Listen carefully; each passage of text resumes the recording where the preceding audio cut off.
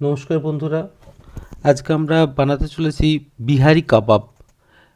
তা আমরা এটা চিকেন দিয়েই বানাচ্ছি। প্রথমে চিকেনটা আমরা একটু নুন আর লেবুর রস দিয়ে ম্যারিনেট করে রাখবো, which is very necessary to get that acidity on to that chicken. তাতে জিনিসটা অনেকটা ম্যারিনেট হবে, সফট হয়ে যাবে চিকেনটা। তো এইটা করে আমরা গোটা জিনিসটাকে মাখিয়ে রেখে খানিকক্ষণ রেখে দেবো, প্রায় আধ ঘন্টার মতন। Then will go on to the next steps আর কি। তা বিহারি কাবাব এরকম শুনতে লাগলেও it is very very delicious and দারুণ লাগে রুটি দিয়ে খেতে। এটার বেস তেলটা হচ্ছে সর্ষের তেল, সেটা একটা অদ্ভুত ব্যাপার। কাবাবে আমরা তো কখনো সর্ষের তেল দেখিও না, জানিও না, but it comes out to be very good test. তো এর জন্য আমরা খানিকটা দইও ইউজ করব। দইটা আমরা আগে থেকে একটা ছাঁকনিতে রেখে দেবো, so that the water drains out and it becomes very dry, so that the masala যেন জলে জল না হয় আর কি। তার সাথে একটু রসুন গুঁড়ো মানে ইয়ে করে রেখেছি, পেস্ট করে রেখেছি।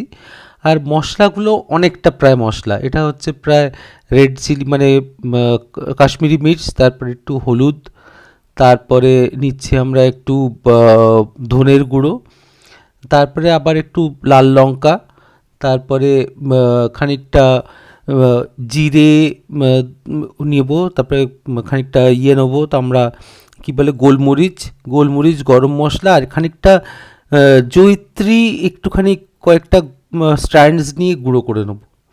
আর একটা যেটা মেজর রিকোয়ারমেন্ট এটার জন্য, সেটা একটা পেঁয়াজের বারিস্তা বানাতে হবে, যেটা আমরা জানি সবাই পেঁয়াজটাকে ভেজে নিয়ে করতে হয়। সেই পেঁয়াজ ভাজাটাকে আমরা গুঁড়ো করে নেব।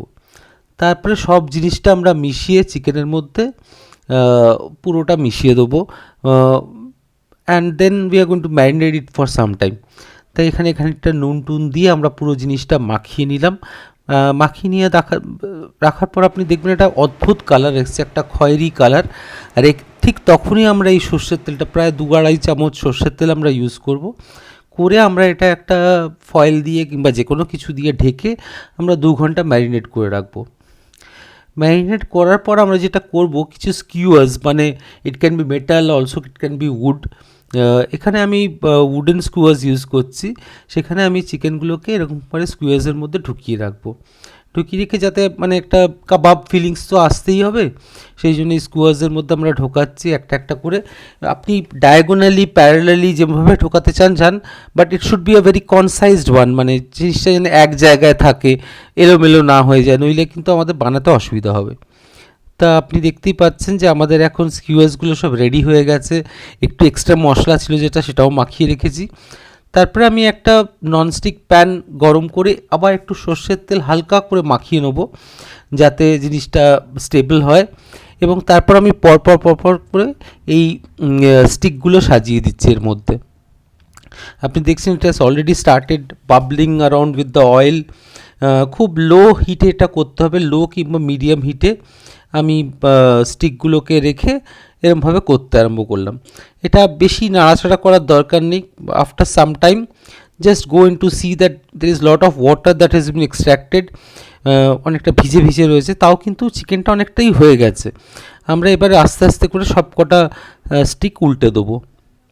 উল্টে দেওয়া আপনি দেখছেন যে এই সাইডটা অনেকটা ডার্ক কালার এসছে, একটু ক্যারামেলাইজড কালার এসছে, and that is what we want basically. এটা করার পর যখন স্টিকগুলো সব হয়ে যাবে, যেটা আমরা একটু এক্সট্রা করব, সেটা হচ্ছে আমি একটু হালকা আগুনে পুড়িয়ে নেবো। আগুনে পুড়িয়ে নেওয়ার একটাই কারণ, সেটা হচ্ছে একটু জিনিসটা কালো কালো যাতে হয়, একটু পোড়া পোড়া ভাব আসে। একটা কাবাবের তো একটা ডেফিনেটলি এটা একটু ব্ল্যাক টাইপের চার্ড একটা জিনিস থাকতে হবে। সেইটা করার জন্য আমি এটা ওভেনের ওপেন ফ্লেমে আমি এটা করছি। আপনি দেখছেন যে মাঝে মাঝে আমার স্টিকটা ধরেও যাচ্ছে, যেহেতু কাঠের stick, but you can always shake it and take it off. এরকম করে আমি পুরো জিনিসটা সাজিয়ে নিলাম। And then it comes to the presentation part of it, this kebabs. আমি এখানে একটা লেটুস পাতার ওপরে কাবাবগুলো দিয়েছি উইথ সাম অনিয়ন স্লাইসেস, লেবু অ্যান্ড লঙ্কা। If you like it, please share, subscribe and like it. Thank you so much for watching it.